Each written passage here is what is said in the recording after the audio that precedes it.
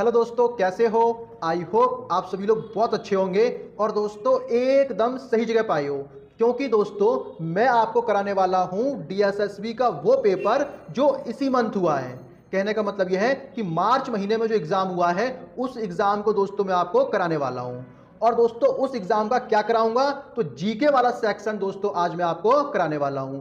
दोस्तों जीके का सेक्शन जो कराऊंगा मैं आज, उसको बड़े डिटेल वाइज मैं आपको समझाने वाला हूं। तो वहां से कोई सा भी क्वेश्चंस आपका बनेगा आप आसानी से कर दोगे। और दोस्तों जो चीजें मैं आज करा रहा हूं ना, मोस्ट इंपॉर्टेंट है।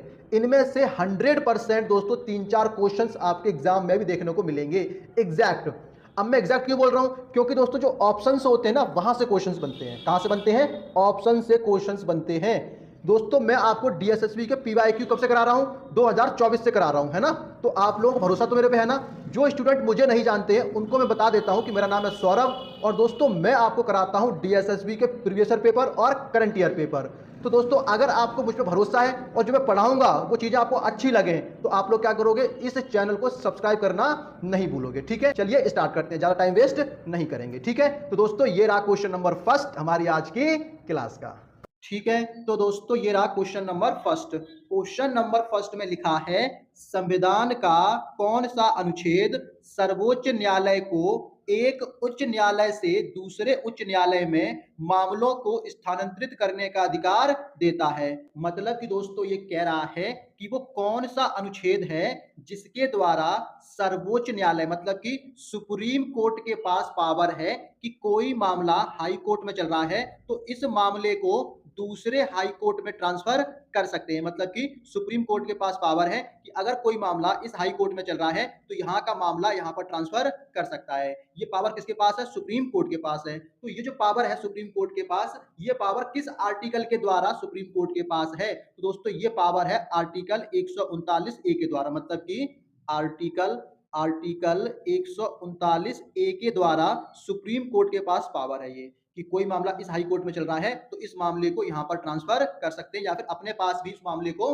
मंगवा सकते हैं। ठीक है, समझ आ गया। आर्टिकल मतलब कि अनुच्छेद। तो ऑप्शन नंबर सेकंड क्या हो जाएगा हमारा? सही आंसर हो जाएगा इस क्वेश्चन का।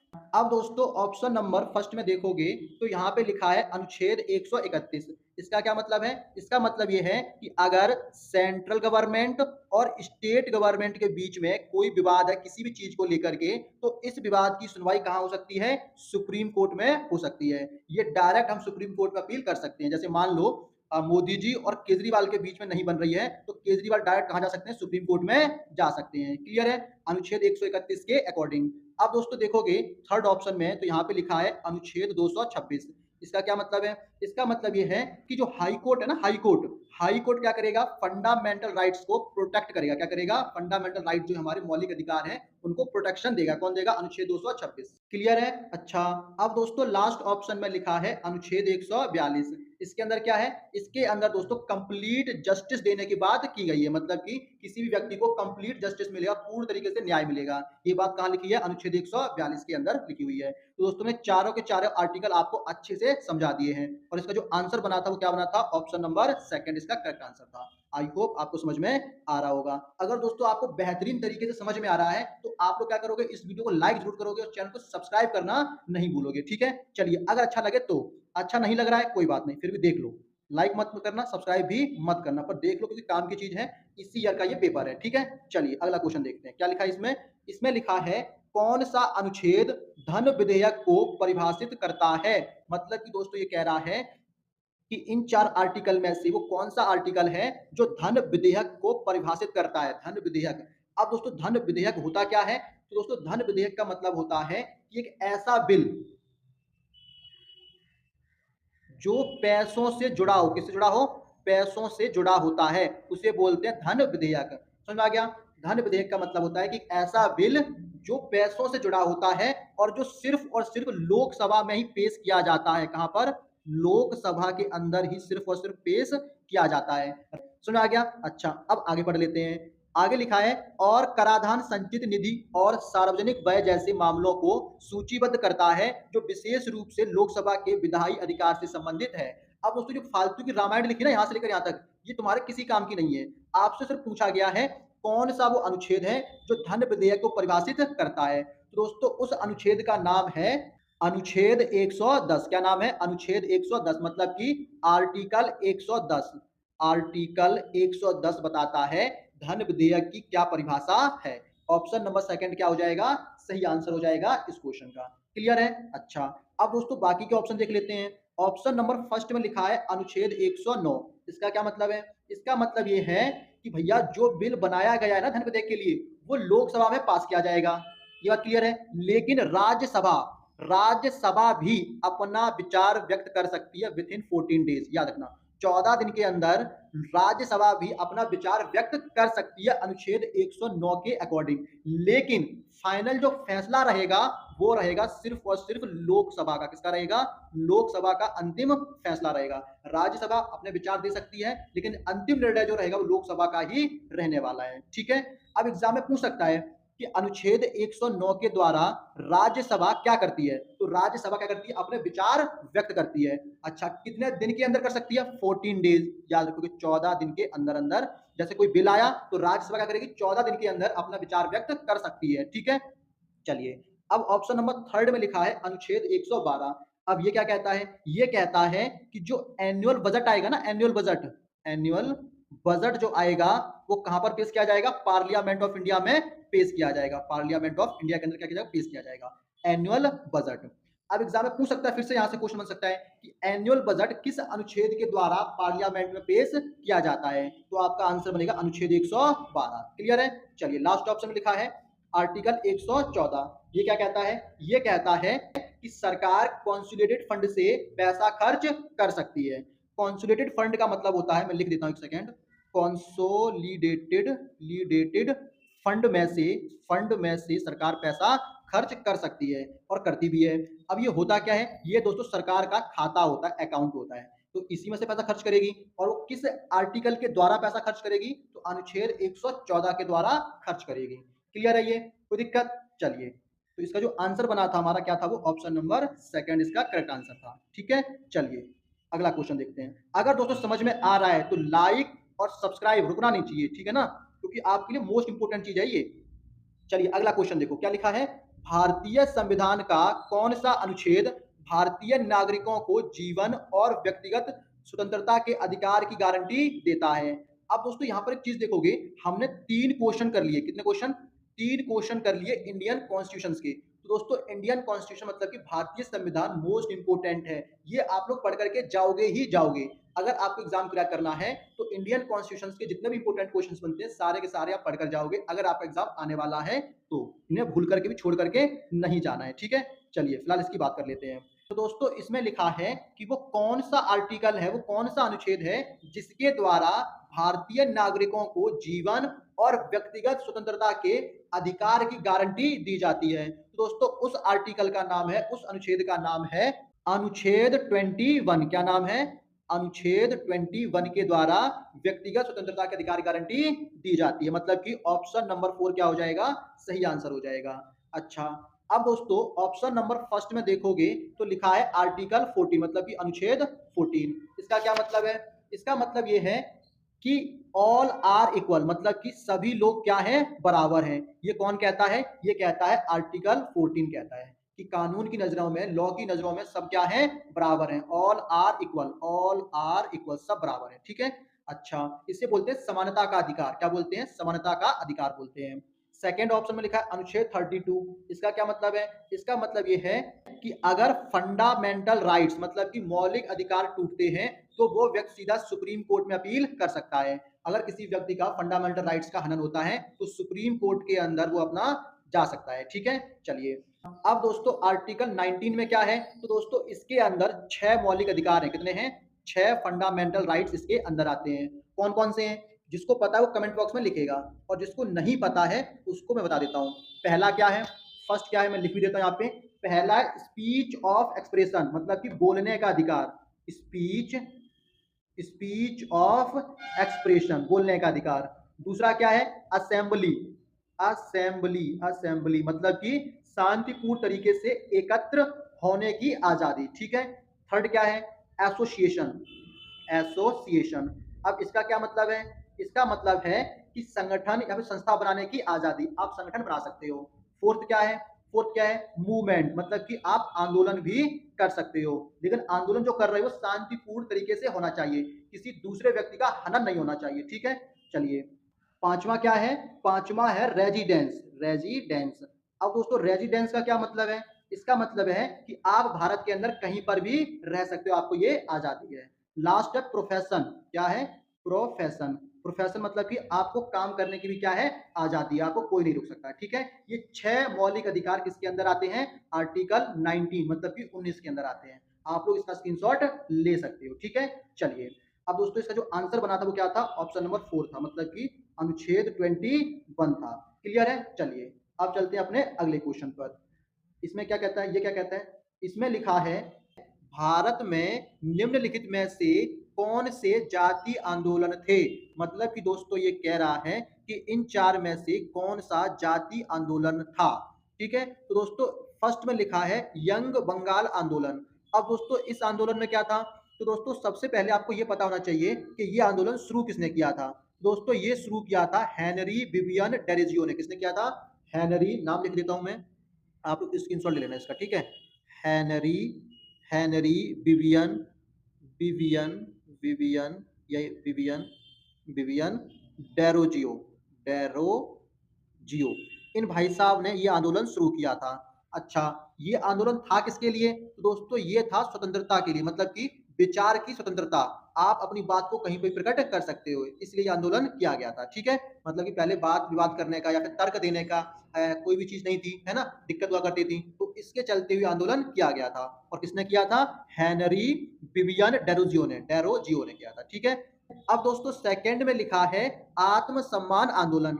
अब दोस्तों ये आंदोलन किसके द्वारा शुरू किया गया था, तो दोस्तों ये शुरू किया गया था ईवी रामास्वामी के द्वारा, रामास्वामी के द्वारा दोस्तों ये आंदोलन शुरू किया गया था, रामास्वामी पेरियार, पेरियार, इन भाई साहब के द्वारा ये आंदोलन शुरू किया गया था। अच्छा, अब दोस्तों इस आंदोलन में था क्या, दोस्तों इस आंदोलन में था कि जो पिछड़ी जातियों को समान मानवाधिकार प्राप्त हो, मतलब कि जो पिछड़ी जातियां हैं उनके लिए समान अवसर दिया जाए, ठीक है। मतलब कि जातीय आंदोलन हो गया ये, अगर पिछड़े हुए वर्ग को उठाया जा रहा है, पिछड़ी हुई जनजातियों को उठाया जा रहा है, तो जातीय आंदोलन है। मतलब कि हम बोल सकते हैं कि जो मेरा सेकंड पार्ट है, बी पार्ट है, कैसा है, ये जातीय आंदोलन है। अब दोस्तों थर्ड में लिखा है थियोसॉफिकल आंदोलन। अब दोस्तों ये आंदोलन किसने शुरू किया था, दोस्तों ये शुरू किया था एचपी बिलावत्स्की, इन भाई साहब ने क्या किया है, इस आंदोलन को शुरू किया है। और कौन था, Henry, Henry, Henry Olcott, Henry Olcott, इन भाई साहब ने क्या किया है, इस आंदोलन को शुरू किया था। लेकिन दोस्तों इस आंदोलन का बाद में किसने नेतृत्व किया, तो बाद में इस आंदोलन का नेतृत्व किया था एनी बेसेंट ने। किसने, एनी बेसेंट, ये एग्जाम में पूछा जा सकता है कि बाद में इस आंदोलन का किसने नेतृत्व किया था, एनी बेसेंट ने किया था, ठीक है ना, याद रखोगे इसको। अब दोस्तों ये आंदोलन हुआ क्यों था, तो दोस्तों ये आंदोलन हुआ था प्राचीन धर्मों के लिए। किसके लिए, प्राचीन धर्मों के लिए ये आंदोलन हुआ था। तो इसमें जाति की बात नहीं है, धर्मों की बात की जा रही है, हिंदू मुस्लिम इसकी बात की जा रही है, तो जाति की बात नहीं की जा रही है। क्लियर हो गया। अच्छा, अब दोस्तों लास्ट में लिखा है बायकॉम सत्याग्रह। अब दोस्तों बायकॉम सत्याग्रह, सत्याग्रह जो है ये किसने शुरू किया था, तो ये शुरू किया था त्रावणकोर ने। किसने, त्रावणकोर ने, इन्होंने इस आंदोलन को शुरू किया था। अच्छा, ये कहाँ के थे, केरल के थे, कहाँ के थे, ये केरल के थे। अच्छा, इस आंदोलन में क्या था, तो दोस्तों इस आंदोलन में था जाति भेदभाव के खिलाफ आंदोलन हुआ था। किसके खिलाफ, जाति भेदभाव के खिलाफ ये आंदोलन किया गया था। अब दोस्तों देखोगे ये जो हमारा बी था ये जाति की बात कर रहा था, और जो लास्ट वाला आंदोलन है सत्याग्रह है, इसमें भी जाति की बात की जा रही है। तो अब चेक करो किस ऑप्शन में बी और डी दे रखा है। फर्स्ट ऑप्शन में देखोगे तो लिखा है ए बी सी, गलत हो जाएगा। सेकंड ओनली ए, गलत हो गया। थर्ड में ए और फोर, फोर मतलब डी, गलत हो जाएगा। लास्ट ऑप्शन में लिखा है बी एंड फोर, मतलब कि डी। तो ऑप्शन नंबर 4 क्या हो जाएगा, हमारा सही आंसर हो जाएगा इस क्वेश्चन का। दोस्तों टाइम इसलिए लग रहा है क्योंकि मैं डीपली समझा रहा हूँ आपको, हर एक चीज का मतलब बता के चल रहा हूँ, इसलिए आपको थोड़ा टाइम लग रहा है समझाने में, ठीक है ना। क्योंकि एग्जाम में इनमें से कुछ भी पूछा जा सकता है, कुछ भी पूछ सकता है आपसे। प्रीवियस ईयर पेपर या करंट ईयर पेपर करने का मतलब ये होता है कि हर एक चीज को डीपली समझ के आगे बढ़ना है, ठीक है। चलिए अगला क्वेश्चन देखते हैं अब हम लोग। अब हम जल्दी जल्दी करेंगे ताकि आपका टाइम भी वेस्ट ना हो और आपको मजा भी आ जाए, ठीक है। चलिए क्या लिखा है इसमें, इसमें लिखा है विनायक दामोदर सावरकर द्वारा स्थापित किस गुप्त समाज ने ब्रिटिश शासन की विरुद्ध सशक्त क्रांति को बढ़ावा दिया। मतलब कि दोस्तों ये कह रहा है कि सावरकर द्वारा ब्रिटिश शासन के विरुद्ध जो क्रांति को बढ़ावा दिया था वो किसने दिया था? दोस्तों दिया था अभिनव भारत ने। किसने? अभिनव भारत सोसाइटी ने दिया था। मतलब कि हम बोल सकते हैं कि अभिनव अभिनव ये दोस्तों एक गुप्त था। क्या था? गुप्त था। मतलब कि अंग्रेजों को इसकी भनक नहीं थी। तो इसमें जो लोग थे उन लोगों ने क्या किया था? ब्रिटिश शासन के विरुद्ध सशस्त्र क्रांति की थी। मतलब कि एकदम तगड़ी तरीके से क्रांति की थी। तो ऑप्शन नंबर फर्स्ट क्या हो जाएगा? हमारा सही आंसर हो जाएगा इस क्वेश्चन का। ठीक है, याद रखोगे। चलिए अब दोस्तों सेकंड ऑप्शन देखोगे तो यहाँ पे लिखा है अनुशीलन समिति। इसमें क्या था? तो दोस्तों इसके अंदर थे बंगाल के। कहाँ के? बंगाल में ये क्रांति हुई थी। ठीक है, अब इसमें HSRA इसका फुल फॉर्म क्या हो जाएगा? Hindustan socialist Republican association. इसके अंदर क्या था? ये भी दोस्तों एक संगठन था जिसके अंदर कौन कौन था? इसके अंदर भगत सिंह भी थे। कौन थे? भगत सिंह। पूछ लेते एग्जाम में, इंपोर्टेंट है, बहुत इंपोर्टेंट है। भगत सिंह भी थे, चंद्रशेखर आजाद भी थे, भगत सिंह के मित्र भी थे इसके अंदर। तो ये आप लोग याद रखोगे। ठीक है, लास्ट में क्या है? गदर पार्टी। ये कहां पे थी? ये दोस्तों ब्रिटिश शासन को उखाड़ फेंकने के लिए यूएसए और कनाडा कनाडा यहां पर स्थापित थी। गदर पार्टी पूछ ले एग्जाम में, कहां पे स्थापित थी? यूएसए और कनाडा में ये पार्टी स्थापित थी। ठीक है, अंग्रेजों को उखाड़ फेंकने के लिए। क्लियर हो गया? चारों ऑप्शन डीपी समझा दिए मैंने। इसका जो आंसर बना था वो क्या था? Option number first. अगर दोस्तों आपको समझ में आ रहा है ना, तो आप लोग क्या करोगे? इस चैनल को सब्सक्राइब जरूर करोगे। ठीक है ना, और लाइक भी करोगे, दोस्तों में शेयर भी कर दो, कोई दिक्कत नहीं है। ठीक है, चलिए अगला देखो क्या है। इसका लिखा है इसमें लिखा है, एक सेकेंड, इसमें लिखा है निम्नलिखित में से कौन सा भौगोलिक क्षेत्र नर्मदा नदी के उत्तर में स्थित है? तो दोस्तों उत्तर में जो स्थित है ना, उत्तर में, वो है मालवा का पठार। क्या है? मालवा का पठार। मतलब कि ऑप्शन नंबर ए क्या हो जाएगा? हमारा सही आंसर हो जाएगा इस क्वेश्चन का। ठीक है, अच्छा अब देखोगे सेकंड ऑप्शन में लिखा है कर्नाटक का पठार। ये कहाँ है? ये नर्मदा के दक्षिण में स्थित है। कहां पर? नर्मदा के दक्षिण में। तेलंगाना का पठार, ये भी दक्षिण में स्थित है। दक्कन का पठार, ये भी कहाँ है? दक्षिण में ही स्थित है। मतलब कि कर्नाटक, तेलंगाना और दक्कन, ये तीनों के तीनों कहां स्थित है? नर्मदा के दक्षिण में स्थित है। तो ऑप्शन नंबर फर्स्ट क्या है? सही आंसर हो जाएगा। चलिए अगला देखो, फटाफट करेंगे, जल्दी जल्दी करेंगे हम लोग। ठीक है, चलिए बताओ इसका क्या आंसर बनेगा। अगर आपको पता है तो वीडियो को पॉज करके आप इसका आंसर बता सकते हो, बाकी मैं आपको समझा रहा हूँ। चलिए क्या है इसमें लिखा है दक्षिण भारत की सबसे ऊंची चोटी अनाईमुडी किन तीन पर्वत श्रृंखलाओं की त्रिसंगम पर स्थित है?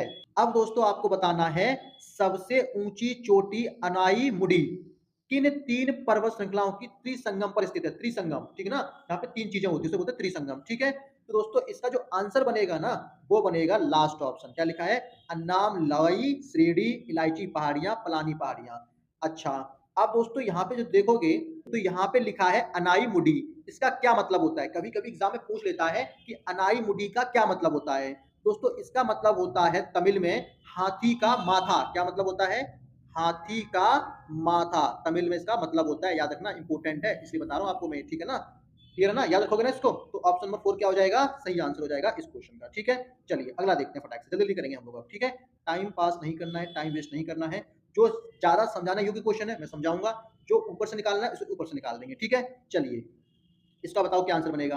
क्या लिखा है इसमें लिखा है निम्नलिखित में से कौन ग्रीन हाउस गैसों का उत्पादन नहीं करता है? क्वेश्चन ने पूछा है नहीं करता है, मतलब कि ग्रीन हाउस गैस का उत्पादन नहीं करता है। तो दोस्तों ऑप्शन नंबर फर्स्ट में लिखा है ज्वारीय ऊर्जा। दोस्तों ज्वारीय ऊर्जा ग्रीन हाउस गैस का उत्पादन नहीं करता है। तो ऑप्शन नंबर फर्स्ट क्या हो जाएगा? सही आंसर हो जाएगा। बाकी के जो ये हैं ये सब ग्रीन हाउस गैस का उत्पादन करते हैं। क्लियर है? चलिए अगला देखो फटाक से, फटाफट देखना है, फटाफट देखना है। बहुत अच्छा क्वेश्चन, मोस्ट इंपोर्टेंट क्वेश्चन, इतना इंपोर्टेंट है जितनी सासा इंपोर्टेंट है। चलिए बताओ क्या आंसर बनेगा इसका। कौन सा मंदिर कलिंग वास्तुकला का एक प्रमुख उदाहरण है जिसमें एक ऊंचा शिखर, रेखा द्योल और विस्तृत नक्काशी है? मतलब कि दोस्तों ये कह रहा है कि वो कौन सा मंदिर है जो कलिंग वास्तुकला का एक प्रमुख उदाहरण है। ठीक है ना, और जो उसका जो ऊंचा शिखर है ना वो कैसा है? रेखा द्योल है, रेखा द्योल है। तो दोस्तों याद रखोगे इस मंदिर का नाम है लिंगराज मंदिर। क्या नाम है? लिंगराज मंदिर। इंपोर्टेंट है बाबू, बहुत इंपोर्टेंट है, याद रखना, लिंगराज मंदिर। अब दोस्तों ये मंदिर है कहां पर? तो दोस्तों याद रखोगे भुवनेश्वर में लिंगराज मंदिर उड़ीसा का सबसे प्रमुख मील का पत्थर और कलिंग वास्तुकला की एक उत्कृष्ट कृति है। ठीक है ना, ये याद रखोगे। अच्छा अब दोस्तों इसकी ऊंचाई कितनी है? लगभग 180 फीट। कितना है? लगभग 180 फीट इसकी ऊंचाई है। ठीक है, अच्छा अब दोस्तों एग्जाम में ये पूछ लिया जाता है कि इस मंदिर का निर्माण किसने करवाया था? तो याद रखोगे इस मंदिर का निर्माण करवाया था 11वीं शताब्दी में हुआ था और सोमवंशी राजवंश द्वारा किया गया था। सोमवंशी, मैं लिख देता हूं, सोमवंशी, इनके द्वारा सोमवंशी राजवंश राजवंश द्वारा इसका निर्माण करवाया गया था। याद रखोगे, स्क्रीनशॉट ले लो इसका, फटाक से स्क्रीनशॉट ले लो। ठीक है, चलिए तो ऑप्शन नंबर थर्ड क्या हो जाएगा, सही आंसर हो जाएगा इस क्वेश्चन का। अब दोस्तों फर्स्ट ऑप्शन में लिखा है कोणार्क सूर्य मंदिर। अब दोस्तों ये मंदिर कहां पर है, उड़ीसा में है। अच्छा, इसका दूसरा नाम क्या है, ब्लैक पगोडा। क्या नाम है, ब्लैक पगोडा। बहुत इंपोर्टेंट क्वेश्चन है, बहुत ज्यादा इंपोर्टेंट है। क्या नाम है, ब्लैक पगोडा इसका नाम है। सेकंड में लिखा है खजुराहो, खजुराहो मंदिर। ये कहां पर है, ये एमपी मतलब कि मध्य प्रदेश में है। कहां पे है, मध्य प्रदेश में है। ठीक है, लास्ट में लिखा है मीनाक्षी मंदिर। ये कहां पर है, ये मुदेर में द्रविड़ वास्तुकला का एक उत्कृष्ट उदाहरण है। किसका, मदुरै, मदुरै, मदुरै, मदुरै, दोबारा लिख देता हूं, मदुरै, मदुरै। ठीक है ना, मदुरै में द्रविड़ वास्तुकला का एक उत्कृष्ट उदाहरण है। जिन्होंने मंदिर के बारे में पढ़ रखा है उनको अच्छे से पता होगा कि मैं क्या बोल रहा हूं यहाँ पर। ठीक है, चलिए इसका जो आंसर था वो था लिंगराज मंदिर। अगला क्वेश्चन देखते हैं फटाक से।